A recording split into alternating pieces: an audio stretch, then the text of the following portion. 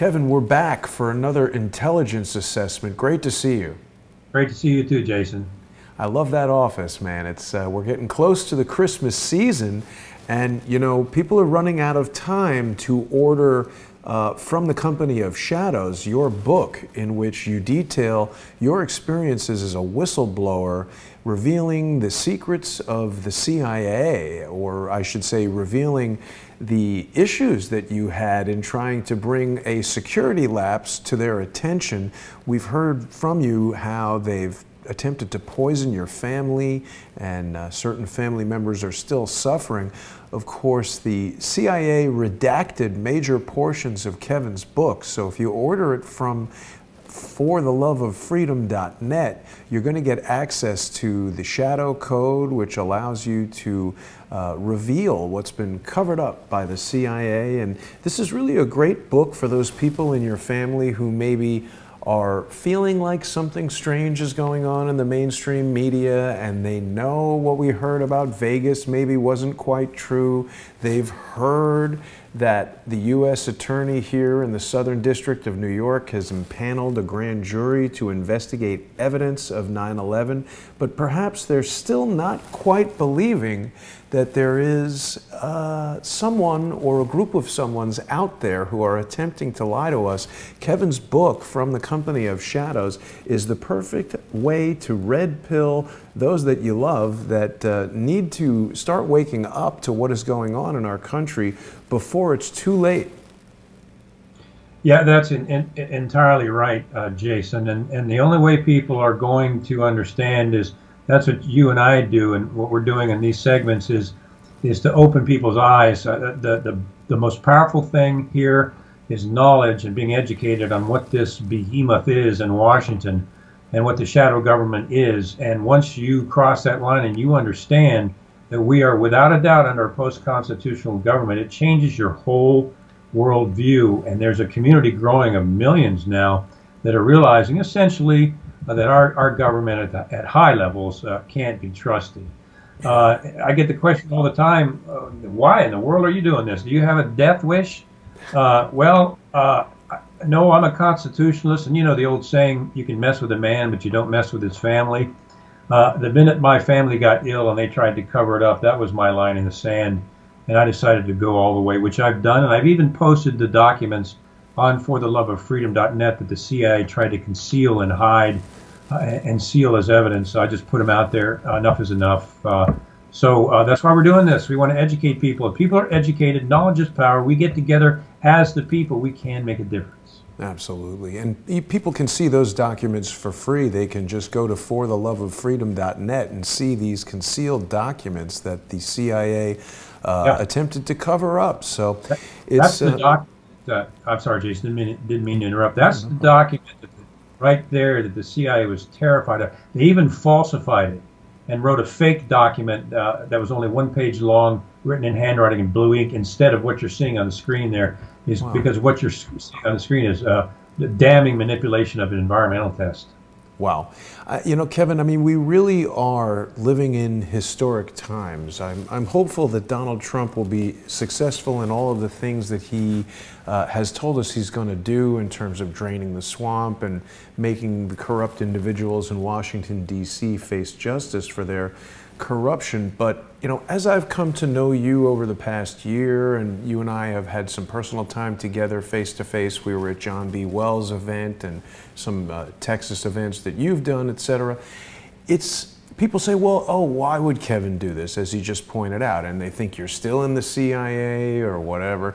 But, I mean, look, the impression that I get is that you and I, we come from very different backgrounds, but we're both guys that grew up loving America and freedom of speech, and feeling like we've got a government for the people, by the people, of the people. We don't want to live in a country that's controlled by a king or an emperor or an oligarch. And when we look at the way that Robert Mueller and the Justice Department and the FBI are kicking in doors, whether it's Paul Manafort or intimidating Jerome Corsi, we've heard now that the FBI raided Dennis Kane's house. He's a whistleblower. He's supposed to be protecting protected by whistleblower laws.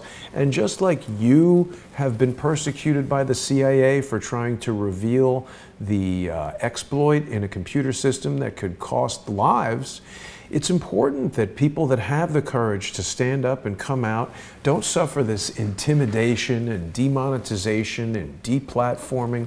You know, just the other day, Alex Jones was there on Capitol Hill where Congress was questioning the CEO of Google. And it seems quite clear, irrespective of what anybody thinks about Alex Jones or InfoWars, whatever, you got Google, Apple, Twitter, Facebook, all working in conjunction to remove Alex Jones' platform in a way that should scare everybody. Yeah, that's right, Jason. So, you know, you and I have been doing this show and we've been putting it out on patreon.com. I do want to mention to viewers that are watching right now on patreon.com/crowdsourcethetruth, it's very important that people go to patreon.com/Kevin_Shipp and sponsor Kevin as well. We really need to be supporting each other and supporting the independent voices out there that are not beholden to, you know, billionaire corporate sponsorships. This is information for you, the viewer. So please get behind Kevin. I certainly couldn't do this show without him. And Kevin, you have basically come up with this really unique style. I haven't seen anybody else doing this on YouTube or anywhere, where you're presenting us each week with these just stunning PowerPoint presentations that are essentially exactly what you would be showing in a CIA meeting. Isn't that right? Well, yeah, this is the same briefing technique I used as a senior briefer inside the CIA. It's multi-channel learning. Instead of just you and I being two talking heads, people are hearing us, but they're seeing the actual information and evidence in these slides at the same time. So you learn a lot quicker that way, and we can get the evidence out right there in front of people on these slides, and they'll retain the information a lot more. Absolutely, and that's been clear. I've been learning a ton. So you've prepared a presentation for us today on congressional corruption. So I'm definitely eager to hear that. I think a lot of people are aware that President Eisenhower originally wanted to coin the phrase military-industrial congressional complex. So why don't you take it away and tell us all about this? Yeah, you know, this is probably one of the most disconcerting parts of the speeches that I give when you focus on Congress and its corruption, because they are constitutionally supposed to represent and protect we the people. So when you find out that they're not doing that, and they're actually engaged in corrupt activity to their own gain, many times they could care less about their constituents once they're in office. It's really a blow to the solar plexus that the body that we so love and are endeared to is not representing the people at all. And so this is a hard red pill to swallow, but people have to know this so they can, these people in Congress and senators can be fired, voted out of office, or charged. In some cases, they have been, and they should be. So I want to talk about, just to remind everybody, what the constitutional legal functions of Congress are. Now, we hear all the time that they're to represent the people, and that's absolutely the truth, but this are the parameters in which they represent us constitutionally, their legal functions, in other words. Congress requires, from the very founding and building of the Constitution and the Bill of Rights, they wouldn't ratify the Constitution unless they added the Bill of Rights, thank God. It requires an informed public. That's Congress's job. One of its constitutional jobs is to keep the public informed about what's going on in government. Has that been happening? No, with the exception maybe of Rand Paul, who alluded to the domestic surveillance program on the part of the NSA. He was careful because he was risking essentially criminal penalties. So there are some heroic, in my view, constitutionalists out there, but they're rare. So the Bill of Rights was not written for the government. The Bill of Rights was written to protect the people from government. The founders, all of whom were scholars on government way back in history, knew that government, unchecked, will go bad every single time. And a secret government is a monster. will without question go out of control. So you have those two combinations, which is what we see today, and there you have a beast essentially. So Congress is the people's voice. It is Congress that makes U.S. law, all U.S. law, governing the CIA, the NSA, the FBI, and on and on and on. It's Congress who passes those laws supposedly on behalf of the American people. We're going to see a lot of that is just a scam, sadly. There are some exceptions in Congress, some heroes and heroines, I guess is the right word to use. They're there, but they're only a handful. If you go down there, further down on the slide, Congress is informed of all government decisions. Constitutionally, the Congress is supposed to be, on part of the American people, informed of all major decisions in the government. Is that happening? No, of course not. Much of this is done in secret without even Congress's knowledge. Congress approves the use of taxes and the national budget. Congress has the authority to control the budget of the CIA, for example. It could curtail back the CIA, it could eliminate the CIA through eliminating its budget. There's only one problem. The CIA makes its budget secret, and Congress has no access because they don't have the clearance into those CIA programs. So Congress can't manage the CIA because it can't see its budget. A brilliant way to function outside of the Constitution, which they do. So down at the bottom, of course, Congress approves war decisions. That's why, in my view, a president should never declare war or engage in war without the approval of Congress. That's its constitutional role. Yeah, but the president, Congress is not going. That doesn't matter. We don't have the time. That doesn't matter either. You gather an emergency session, you get Congress together, and you either get their approval to go into war or you don't. And we had that problem with George W. Bush. 500,000 dead Israeli children, 500,000 dead Iraqi, that's Iraqi children, 500,000 killed through the Iraq war, 2,500 of our young men and women in the military killed, 200,000 U.S. troops injured, either physically or returning back with severe cases of PTSD. There's about 6,000 suicides a month for returning troops with PTSD. So, Kevin, sorry, but it seems to me that this Congress approving war decisions is one of the first things to have sort of gone out the window, right? We know that the CIA wanted to do essentially a war in Cuba, and when JFK didn't agree with that, many people would believe that led to them wanting to kill him. And it's also interesting to note, you said Rand Paul is one of the only senators to stand up and talk about this secrecy. We should not forget that he was at that baseball game where Steve Scalise was, that was an assassination attempt, and certainly Rand Paul was shot at. So I wonder if that has anything to do with his outspoken approach. Oh, absolutely. And you remember his neighbor came over and beat him almost to death, broke his ribs. He was in a wheelchair for months, just beat the daylights out of Rand Paul because of his constitutional stand. That's how bad things are getting in this country, as the American people are fed pablum through CNN and other outlets that are feeding them garbage as our constitutional government degrades, and making Rand Paul and people like that look like enemies when in reality they're heroes, in my opinion. Okay, so there is a Washington elite. I think most of us know that. Most Americans in their gut know that there's an elite ruling Washington, and there's even a global elite, which we'll get into in another program. We will prove it. We will prove it with facts. We don't go conspiracy theories, and that term was invented by the CIA to cover up the JFK assassination. We don't go, we deal with facts and evidence here on this program, and that's what people need to get.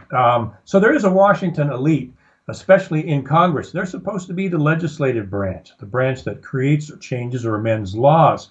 But the majority of the proposed legislation that Congress issues has a planned complexity built into it that turns law-abiding citizens into criminals at will if they choose to target that particular person. That is in bills written by Congress, and 9 times out of 10, the majority of the bill is written by their staff, and then they just sign it. They do a lot of dressing up in nice suits and being on TV while their staff does most of their work. Alan Dershowitz, the well-known attorney, came out and said, and there's a book on this, their legislation is so intentionally complex, the average banker, attorney, and doctor commits as many as 3 felonies a day without knowing it because of these things that Congress has built into this lengthy, nauseating legislation. These can be pulled out and used at will if there is a target. That's crazy. It is. And there's a book I'd recommend. It's called Three Felonies a Day. I forget the author. I'd recommend people get their hands on that and read it because it goes into detail. That almost sounds like a treatment a doctor would prescribe, Kevin. Yeah. Well, doctors these days now are terrified. I have a good friend, two friends who are doctors, and they feel like they're walking on eggshells with government oversight now. And a lot of them are going into cash practices because of it. So doctors are really at risk right now, and it's very, very troubling. And I don't mean to take you off point, but no. Alan Dershowitz was in the news just recently. He was representing some of the victims of Jeffrey Epstein, some of the underage girls that Jeffrey Epstein had been involved with. And people are wondering why those victims didn't get to speak at the trial and why Jeffrey Epstein got such a lenient sentencing. Alan Dershowitz has been on the flight manifest for Jeffrey Epstein's plane. So we're seeing a lot of the structure of how this sort of buddy system works, where if you're in it, you're good to go with basically whatever crime you want to do, murder, rape, create a war somewhere. But if you're not in it, if you're Dr. Corsi, a mere statement can be a felony that puts you in jail, or like Michael Cohen, for 5 years. Yeah, an email. They can put you in jail for an email that's not even intentionally or even remotely close to a crime. They can put you in jail for that. If you wrote an email, let's say you or I, Jason, emailed back and forth 3 years ago, and the FBI shows up at our door and asks us about that subject, and we say something, we can't remember that Gmail. They go back and they pull that out, and they charge us with lying to investigators, their favorite false charge. And they use that, well, we've seen it recently. They use that with constant. So the Department of Justice, at the behest of the president, selectively targets enemies and leaves major contributors alone. Barack Obama and Eric Holder were the king and the prince of this, where if a company that was caught engaged in fraud had donated to the Obama campaign, they would not be investigated or charged. If there was one that was against Obama and running for the opposite candidate, then they would be charged and investigated by the FBI. There is documented evidence of each one of those instances for people to see if they want to Google the activities of Eric Holder, another criminal. If you remember, John Corzine with MF Global built the investors out of millions of dollars in an intentional fraud.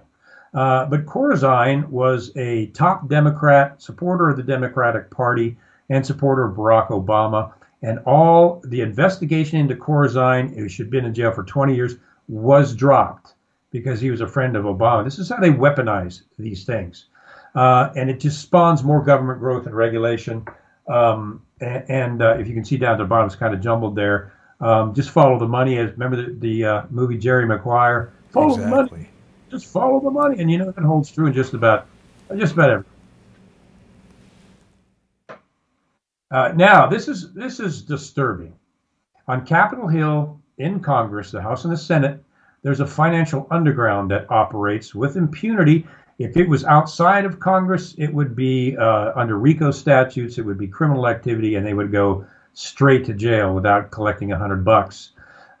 Congress uses its public power to coerce companies and wealthy individuals to give money to their committees and their personal accounts. They become millionaires in their personal coffers by doing this. Their primary goal, we don't have constitutionalist Congress, and with a few exceptions, like Rand Paul, maybe Mike Lee, but their primary goal of most now House and Senate representatives is to stay in power and stay in office at all costs. They don't care what their constituency wants or thinks. Their goal is to stay in power. We have congressmen and senators that have been in their place for 25 years and are as corrupt as they can possibly be, and they're still there. You are too. I'm a huge proponent on congressional term limits.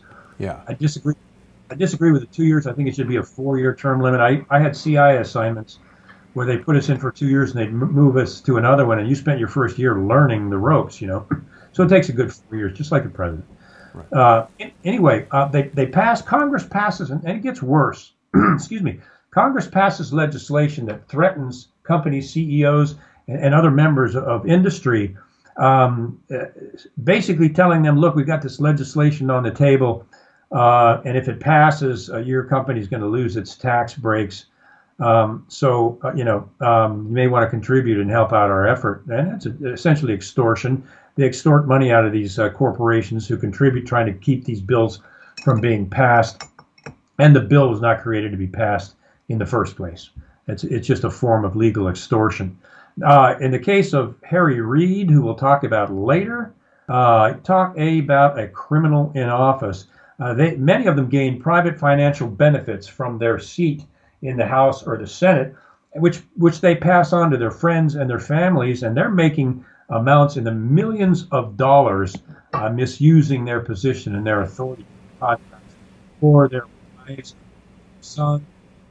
If they get a contract for their son, multi-million contract dealing with something that the congressman or senator is doing, then the senator can claim that he or she did not do that. It was actually their son. That's a racket. Yeah. We heard a lot about that with the Bundy trial, that Harry Reid and his son were involved in some land deals there in Nevada. They wanted to create a solar farm and sell that to some Chinese company or something. And they were able to somehow get the Bureau of Land Management involved. And in the trial, we learned that there was a kill list in the Bureau of Land Management. They basically villainized the Bundy family in the news, and there's a lot of indicators that Harry Reid played a role in that. Yeah. And isn't it funny? Because Harry Reid and his son have millions of vested interest in Chinese contracts, as do the Clintons, as do the Feinsteins. Yeah. So isn't it funny that they never blamed China, our #1 espionage enemy, with any of the hacking or manipulation of elections? Why do you suppose they don't go there? Because they have millions in investments in China, and so they leave China alone. I mean, really, that's how high the corruption goes. What about this executive from Huawei who was arrested in Canada? That seems like a pretty big deal. We'll talk about that. Okay, yeah, great. We'll talk about good old Dirty Harry a little bit later. So they procure millions, as the slide says, from companies motivated to pass or stop proposed legislation. It's a form of extortion. Contribute to us, and we'll work hard not to get this bill passed, or we'll work hard to get this bill passed, and your contribution certainly will help. So they're extorting these companies. The companies that fear the bill donate to stop it, and the companies that want the bill passed donate to make the bill pass. So Congress is making it off both sides. They're making millions from the companies that don't want the legislation to pass, and then they turn around and they solicit the companies that want the legislation to pass, and they're getting money from both. That's how bad this thing has gotten. And these bills that they introduced to do this are created intentionally not to pass. They're just extortion bills to get these companies to contribute into their incumbency, their leadership pack, or what have you, or into their party. So their purpose, sadly, is not to legislate anymore. It's to coerce contributions. And I'll prove that here some more in some of the slides coming up. Yeah, go back to the milker bills, if you would, Jason. I want to talk about that because these are referred to in slang as milker bills, bills that Congress proposes. And these are the ones that they are intentionally used. John Boehner used these to excess. And as I just went down through the list here, the main goal of these milker bills is to extort money from companies into the campaign or the coffers of that congressman and senator. So I just want people to remember what a milker bill is. It's a bill intentionally created to extort money from corporations. Thanks, Jason. Let's go to the next one. So this is what no one knows, nobody knows. Peter Schweitzer has written a couple excellent books on this that I'd recommend highly. Membership on the committees in the House and the Senate, you would think that the appointments would be made based on the person's experience in that particular area and their competence to oversee that kind of thing. Not so. There is a price of membership to these committees. The congressman or senator of a leadership committee has to pay $600,000 to get a seat on that committee. The Domestic Ways and Means Committee, one of the most powerful committees in Congress. To get a seat on that committee, you have to pay $500,000. The House Financial Services Committee, I think that's where Maxine Waters just became the chairman. Goodness gracious. Anyway, to get a seat on that, $500,000. Energy and Commerce Committee, another hugely powerful committee. To get on that one, $990,000 is what the congressman or senator has to pay to get on that committee. The House Judiciary Committee, the one that's supposed to be monitoring all of the legal actions of government, you don't get on that committee because you have any sort of judicial background. You get on that committee by paying $405,000 to get that seat. So these seats are paid for. These people have no experience many times, most of the time, in these committees, and their job there is just to raise funds for their party. They're put there just to do that, to coerce money and raise funds from contributors. Kevin, who are they paying that money to get these various seats? Yeah, thanks. The Republicans pay it into the Republican National Committee, and the Democrats pay it into the Democratic National Committee. Wow. I mean, that seems like there's your corruption right there. Your best people aren't getting in there. It's just whoever figures out from this list what's the best committee for me to be on to extort more money from somebody else, come up with that money, and then you're in. It's interesting to note that the Energy and Commerce Committee is the highest fee. I would imagine that puts the committee member in the seat of power to control very lucrative contracts. You know, this list causes me to ask, Kevin, we just heard that Adam Schiff will become the leader of the House Select Committee, permanent whatever, on intelligence. Yeah. What's that all about? Oh my gosh, that's horrible. We know that the man bold-faced lied to the American people during the Kavanaugh hearings. He's lied multiple times about Russian collusion. The man is as dishonest as the day is long. And now he's going to be in charge of the Intelligence Committee. Now, frankly, the Intelligence Committees are a sham anyway, but it's just going to make it worse. My gosh, corruption now steps in. Corruption is already there with Dianne Feinstein. We'll talk about her a little later. But that is just mind-boggling. When you were in the CIA, did you interface with the House Permanent Select Committee on Intelligence, and what can you tell us about it if you did? Yeah, of course, I was in the counter-espionage group in the Counterintelligence Center. We were searching for moles inside the CIA, so everything that we did went to the intelligence committees, and I had associates tell me, it was pretty well known that the committees were just a farce, telling me that they went in there and the investigations that the select committees were supposed to be doing were thrown in a closet and piled to the ceiling, excuse me, and the closet was locked. They had no intention of oversight of the CIA or the NSA at all. It's just a position where they get fame and fortune. They're not going to ruin their career by digging deep into the CIA. They don't go there. It's a sham. Wow. Interesting. Yeah. Yeah, I mean, the whole government is dysfunctional. I mean, just absolutely dysfunctional. But, we can start maybe working on changing that here. Excuse me. Now, wealthy industries dependent on tax breaks are solicited. So tax breaks are big for big industry, Wall Street, the military-industrial complex, and others. Tax breaks, of course, can save them, in some cases, billions of dollars. So what Congress does is they pass legislation for tax breaks. Well, Lockheed Martin, you'll get such and such tax breaks. This bill will last for 2 years, and then we'll revisit it. Lockheed's like, oh man, great, boom, here's some contributions.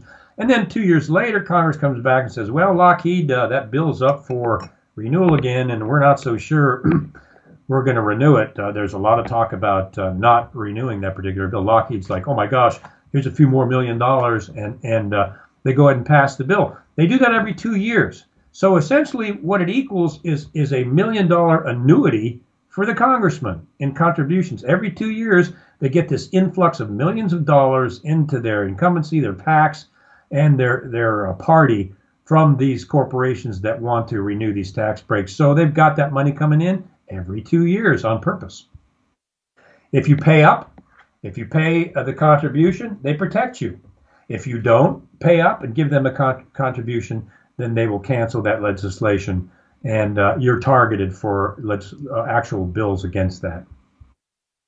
So here we go. Dirty Harry, which I think is a pretty appropriate name. He wears these sunglasses all the time. So I guess that's a reflection of his personality. But this man is a muckraker. He's a legal mafia figure. Now when some of this information started coming out, he abruptly retired from his position in the Senate, abruptly, because he knew what he was facing when this hidden information finally came out. He, amongst many things, and we could go on for hours with these people, but just scratching the surface, he concealed a 7-figure payoff that he received from a suspicious land deal, which was his favorite, kind of corrupt land deals. That was Dirty Harry's main way to get rich. But the land deal was orchestrated by a longtime friend who was known for political bribery and mob ties. He made $1.1 million in land that he did not own himself for years.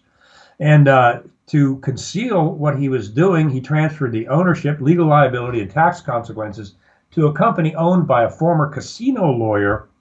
You'll see that Dirty Harry is connected directly to the casinos and their mob bosses in his jurisdiction. Transferred that to a company owned by a former casino lawyer. Now that's got to be one wagon rut lower than a snake. Excuse me, I've got some allergies here. Apologize for that. That's like Better Call Saul, right? When you need a criminal attorney. Yeah, that's right. This would be Saul. Big Saul. He was investigated by federal authorities, good buddy connection with Dirty Harry. He traveled to China. There it is again, China. He traveled to China, our #1 espionage and economic espionage enemy. He traveled to China to lobby for his son's real estate deal that represented a Chinese company, ENN Energy Group. Helped it locate a 9,000-acre desert site for well below its appraised value, and tried to get. This is where the Bundy affair comes. He didn't want the Bundy to be on land that he was using for land deals to make millions of dollars. And they really put that family through a nightmare, to say the least. Everybody should remember that case, and everybody should know about that case. Yeah. They even murdered one of the Bundy family members, and it's on film. Finicum, friend of the family. Yeah, a good man, good God, man, patriotic American. They shot him dead. Yeah, Lavoy Finicum. Yeah, that's like how the FBI SWAT, if a person is targeted, 2 in the morning, they'll kick their door open. Black figures with AR-15s will come into the house. The person doesn't know who it is. If they try to brandish a weapon thinking it's a burglar, they're shot dead.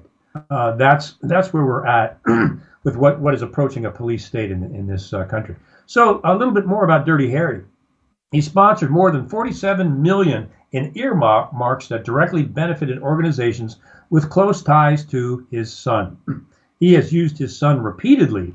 Excuse me, let me get a sip of absolutely. Yeah, Harry Reid is someone we've heard quite a lot about.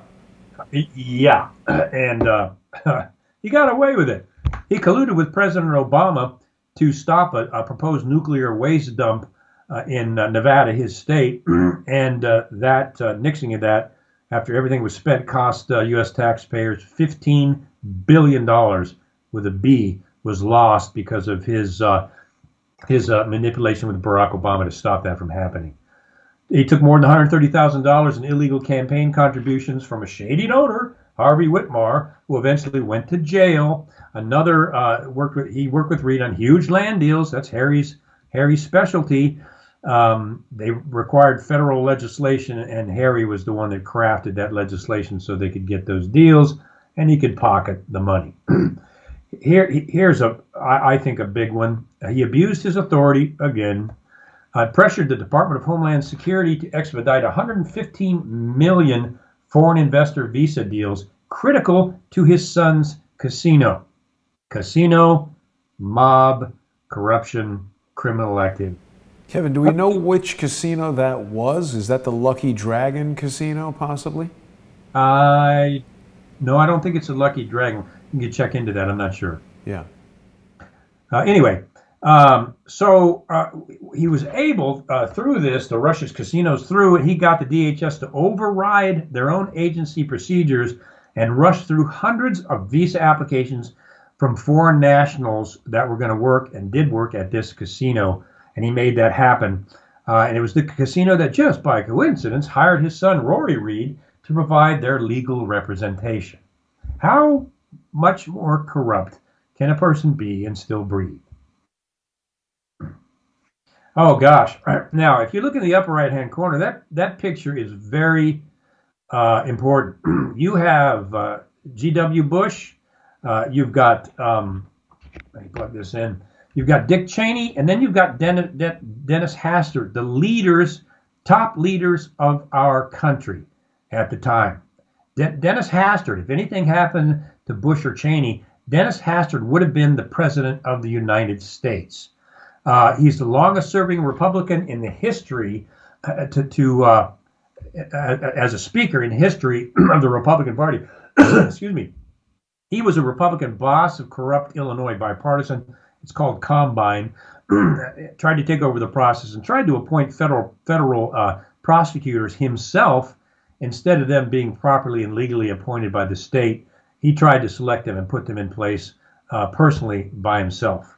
And this is, I'm not a big fan of George W. Bush at all for a variety of reasons we've talked about and will talk about. But Bush needed Hastert, and he needed him in the position of Speaker of the House because of his massive media contacts he built over decades and his close relationship with guess who, soon to be presidential advisor Karl Rove. Not a fan of his either. So he basically controlled the entire Illinois political apparatus, both Democrats and Republicans. The more we go on, the more we see that this is not a two-party system. This is a one-party system where they use each other to make money.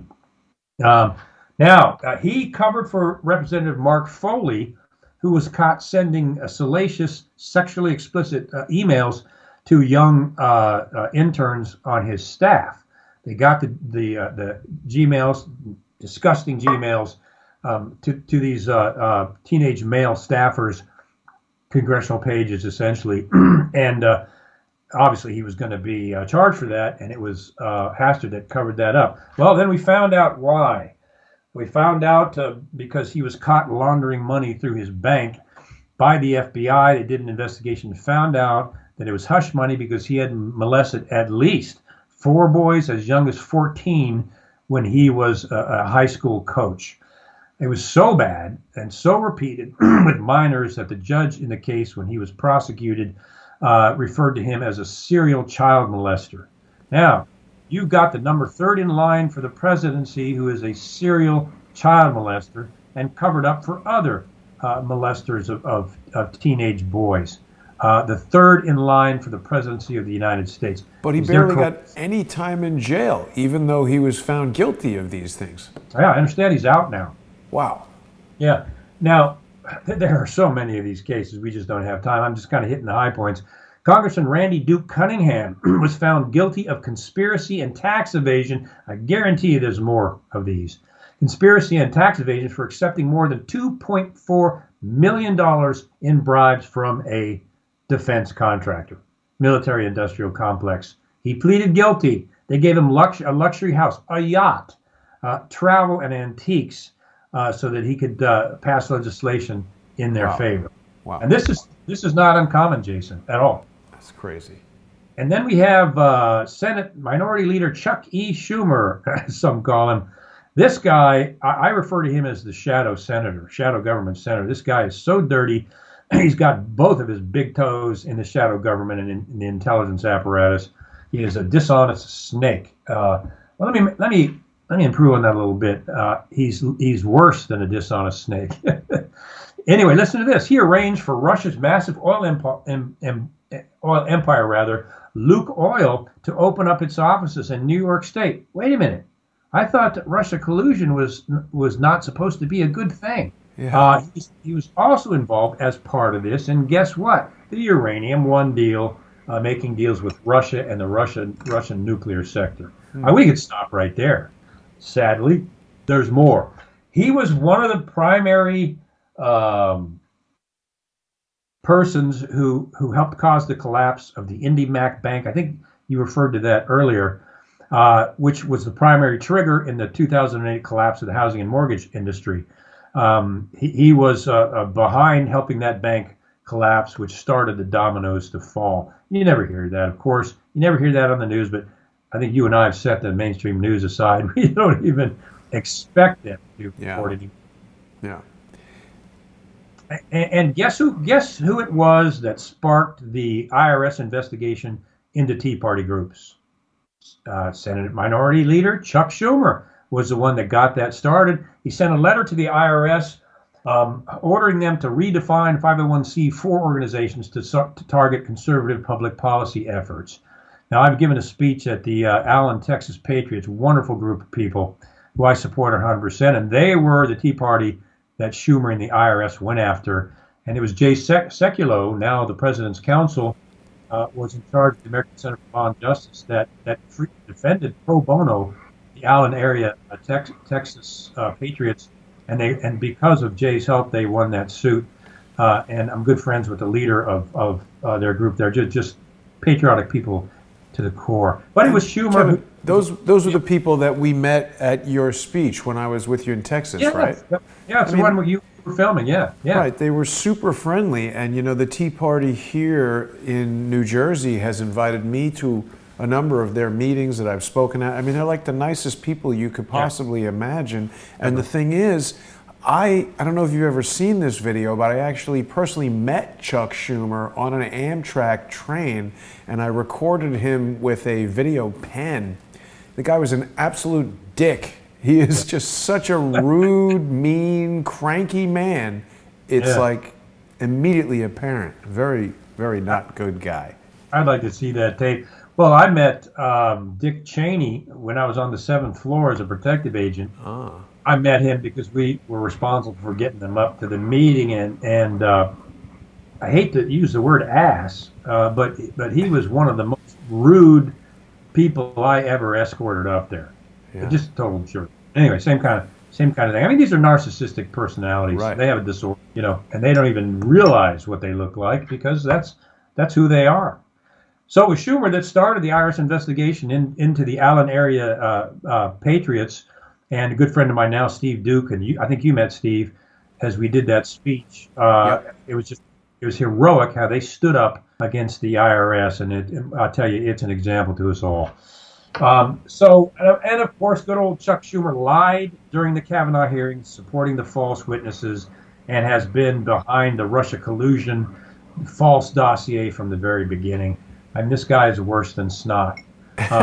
Also worth mentioning, it's the same IRS that has failed to do anything about the Clinton Foundation.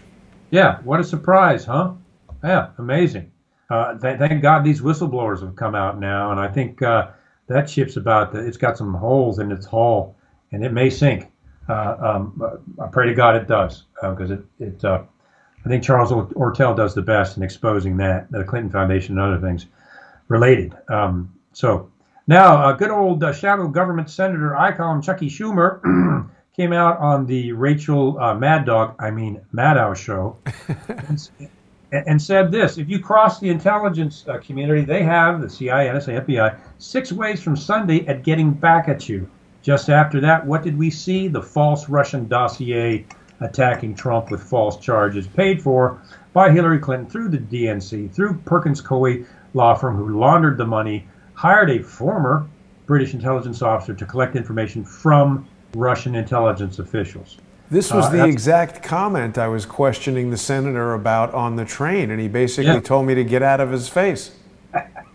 Boy, like I said, I'd love to see that film. Anyway, here we go. Dianne Feinstein. There is so much more to this. Michael Savage, who has his own radio show, despises this woman. He's from her district and says she is the most corrupt, financially corrupt politician with 2 feet in Washington. So if you want to learn more about DiFi, go to Michael Savage's website and do some research, because he knows that lady inside. Now, everybody remember, this is the chairman of the Senate Select Committee on Intelligence. who oversees the CIA and the NSA. Supposedly, it was Dianne Feinstein that ignored the NSA surveillance of U.S. citizens and called it a necessity to protect Americans, the spying on Americans. She defended the mass data collection as a necessity, despite, even after Snowden's revelations came out, she still defended the NSA. You got to wonder what's behind that. You just got to wonder. The NSA has a lot of stuff on a lot of people. Of course, she lied dramatically to Americans to smear Judge Kavanaugh. A lot of that was tied into funding that she and others get and support from contributions from Planned Parenthood. So, follow the money, Jerry. Now, astounding. I'm glad I wasn't in the CIA when this happened, because they'd have to pull my head out of the ceiling tiles. But she's closely tied to both Chinese and Russian operations within the United States. And it gets this bad. Her office manager and her personal chauffeur, which is about as close as you can get to anyone, an office manager knows everything that goes on in an office, all the communications, all the Gmails, contributions, on and on and on and on. And not only that, he was her personal chauffeur, and the entire time he was a Chinese agent paid by Beijing. Wow. To escort around the chairman of the Intelligence Committee. Two quick questions, Kevin. First of all, why does she need a chauffeur to be a senator? She's supposed to be working for the people. I don't have a chauffeur, do you? I don't even have a car. Yeah, most senators that I have met and seen have chauffeurs and free parking. And we'll probably do a part 2 of this, and we'll get into some of the perks that they have that American people never see. But yeah. The second question is, if we know that this guy was a Chinese spy, why that sort of came and went in the news? Why is there no investigation into this employee who was a Chinese spy? I was about to address that. It has gone into darkness. There has been no prosecution. The news media major news media has stopped reporting on it entirely. This man was working for her after the FBI identified him as a Chinese agent. She kept him on her staff and on her payroll. He has not been charged. There's been no trial, and the whole thing has gone back in the shadows. And of course, we as Americans need to demand why. Now, this may have something to do with it. Her husband has millions of dollars of financial contracts, guess where? China. And this money, the millions that goes into her husband's business from China and Chinese corporations, of course, helps good old Di-Fi out. Boy, that slide went crazy. Yeah, something strange happening with the slide. I don't know. Let me see if we can. Yeah, we can talk through it. And all right, before you go on, go back to that picture, Jason, of Dianne Feinstein with Lisa Murkowski during the Kavanaugh hearings. Cell phones have cameras. Somebody got this picture of Feinstein. Look at her face. Had Murkowski up against the wall, demanding that she vote against Kavanaugh and side with all the false accusations. You can see her doing that down in the bottom floor of the Capitol. I'm sorry, Jason, go ahead, but people need to see that. This woman is nasty. All right, I can talk to this one anyway. The Armed Services Committee is a committee of Congress that decides how much budget the military-industrial complex will get, how much budget the intelligence budget will get, and then it's broken down in secret with the CIA and NSA. The Armed Services Committee are congressmen and senators, 48 of them that are chosen to determine how much the military-industrial complex and the intelligence apparatus gets. Now, guess how much contributions members of this committee get from companies like Lockheed, Dynamics, General Dynamics, Raytheon, and others. They get, each member of the Armed Services Committee gets about $700,000 a year in contributions from Lockheed Martin and other military-industrial contractors interested in bombs, bullets, missiles, and war. So if they're getting $700,000 a year from these MIC contractors, and they're not getting much from their constituents, who do you think they're going to follow? And also, they're going to vote for war or peace, or join in for war or peace, like Syria. Oh, amazingly enough, they support the military in essentially coups like that, which largely are after oil and natural resources, which is the CIA's has been their mission since its creation. So you can see our buddy James Comey's little face there. Yeah. The CIA is the spying arm of the CIA. It is essentially a private CIA, Wait, not wait, elected. what was that? What's the spying arm? The Lockheed Martin. Oh, Lockheed Martin is the private spying arm of the CIA. Wow. They do about 80% of the spying for the CIA. They also have surveillance contracts with the NSA. They are essentially a private CIA, unaccountable. How are they doing that, Kevin? How is Lockheed Martin spying on people? Well, what the CIA does is bid a contract, sole source in this case, with Lockheed for international and national surveillance of criminals or terrorists. And instead of the CIA, the CIA is big on cutouts, third-party sources that do their dirty work, and then if it ever comes to Congress, they can say, no, we didn't do it. Well, they're using Lockheed, and so is NSA, Lockheed Martin, to actually do the actual surveillance for them, about 80% of it, for the CIA and for the NSA. Oddly and coincidentally, guess who was on the board of directors of Lockheed Martin? Yeah. None other than our pal James Comey, which means James Comey, as I think we can prove, has had direct connections with the CIA. While he was on the board of Lockheed Martin, he made $6 million in 1 year. So this is $46 billion of the money appropriated by the Armed Services Committee goes to foreign arms sales. Guess who's the biggest arms dealer in the world? The United States government is. Wow. So, as we wrap up, I wish you could say it gets better. This is just the tip of the iceberg here.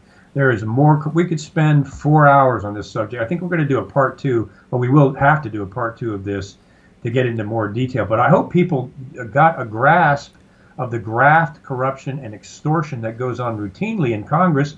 If it was practiced by a company or organization outside, they would be criminally charged.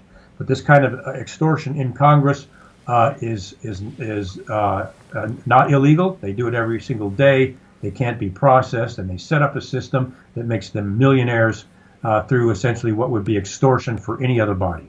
It's really crazy, Kevin. I mean, I think it's the type of thing that people have heard little bits and pieces about perhaps in the past. But I mean, again, when you put it together like that in a PowerPoint presentation and go through it step by step, it really is astounding. I mean, it seems like if someone, namely President Trump, would start to make it illegal for companies to directly pay congressmen, and I mean, like Bernie Sanders' idea of nobody can give him more than $35 or something like that. Why don't they just do that across the board? Like, we wish they should. They should have a long time ago, but they don't. Huh. Now, I also didn't know that all of this spying was being contracted out, but it makes sense because I think about conversations that I've had with Bill Binney and conversations that I've had with David Hawkins. Have you ever heard of something, Kevin, called the Federal Bridge Certification Authority? No.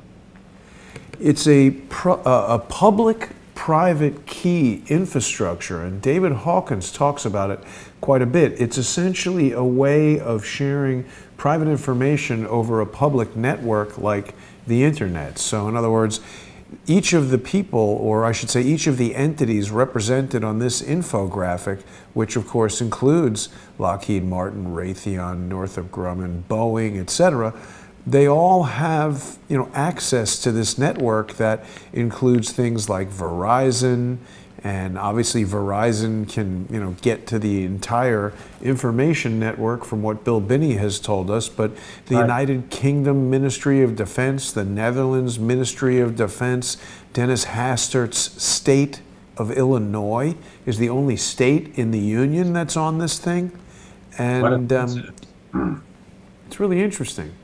Yeah. Oh, yeah, that's how deep the corruption runs. I mean, you can't tell me that they didn't know Dennis Hastert, the longest running speaker in Republican history. You can't tell me that they didn't know darn well that the guy was a pedophile and a serial one. And I think there's more of that in Congress, frankly. And of course, I'm absolutely convinced from one very good source that there's a blackmail operation within Congress. What have we seen? 48 retirements announced I think mostly Republicans from Congress just in the last year. It makes you wonder. But I'm convinced there is a blackmail system within Congress, hence the promotion of Dennis Hastert. Well, I agree with you, and many of the other guests I speak to on Crowdsource the Truth would agree as well that they wanted a pedophile predator in there so that they could control him with the threat that, you know, the second you do anything other than what we want you to do, we'll expose this, ruin your life, throw you in jail, etc.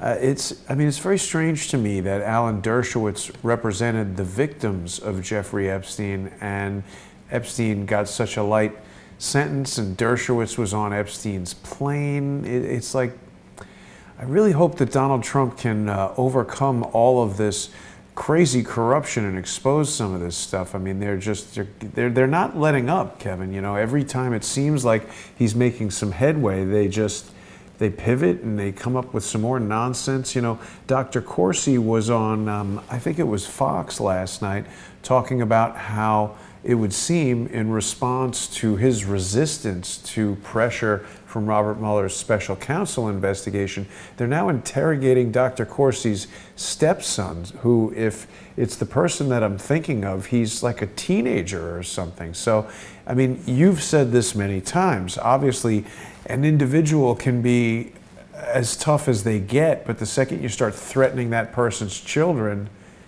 that's as low as it gets. Been there. Yeah, and they will do that. There's no doubt they will do that. And Dr. Corsi is doing exactly the right thing. He's fighting back against what essentially is a modern Gestapo.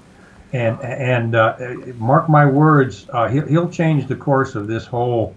I don't think witch hunt is the right word. I think it's just corruption, a corrupt targeting. Him standing up like this is going to change the course of these things, and more people need to do the same thing. So hats off and salutes to Dr. Corsi, a mutual friend of both of ours, a man, an honest man, an ethical man, a good man. He is no criminal. He's not even close.